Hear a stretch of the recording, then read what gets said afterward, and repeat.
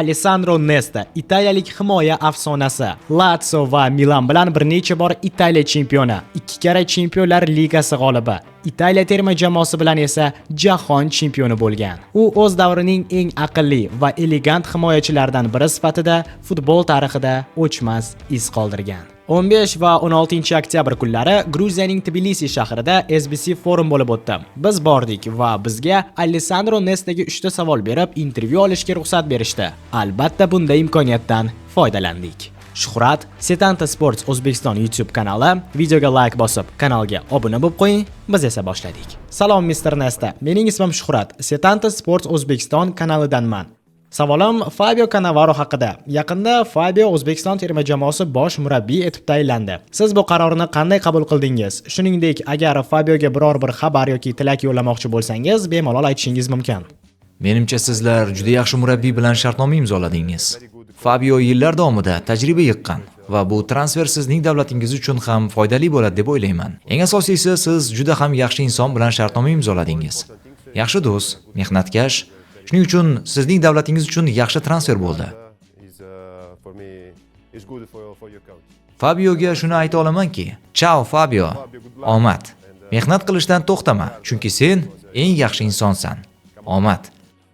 Navbatdagi savolim Italiya terma jamoasi haqida. Kuni kecha Isroilni mag'lub etib, jahon chempionatiga chiqish yo'lida muhim qadam tashlashdi.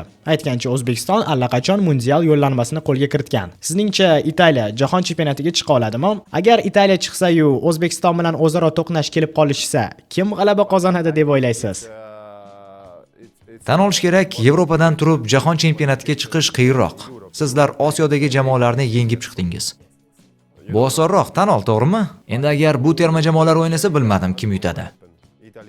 Italiya hozir asta-sekin o'ziga qaytmoqda. 8 yil mundialda bo'lmadik. Menimcha, jahon chempionatiga Italiya chiqishi kerak ham.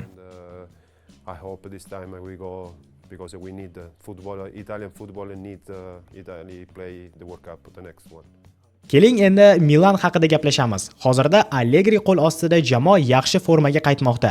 Agar sizda hozir o'ynayotgan dunyodagi istalgan futbolchini Milan safiga olib kelish imkoniyati bo'lganida, Mbappémi, Yamalmi, Palmermi farqi yo'q, dunyodagi istalganini olib kelishingiz mumkin. Kimni tanlagan bo'lar edingiz? Bizga pul kerak. Keling pullarni shunchaki unutamiz. Yamal, Yamal. Lekin bu qiyin masala baribir.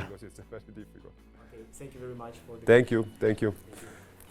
Intervyudan keyin Nesta bilan rasmga, futbolkalarga dastxat olishga ulgurdim. Umuman olganda intervyudan ko'nglim to'ldi. Qisqa bo'lgan bo'lsa ham, menimcha birinchi afsonaviy futbolchi bilan intervyu uchun yaxshi natija.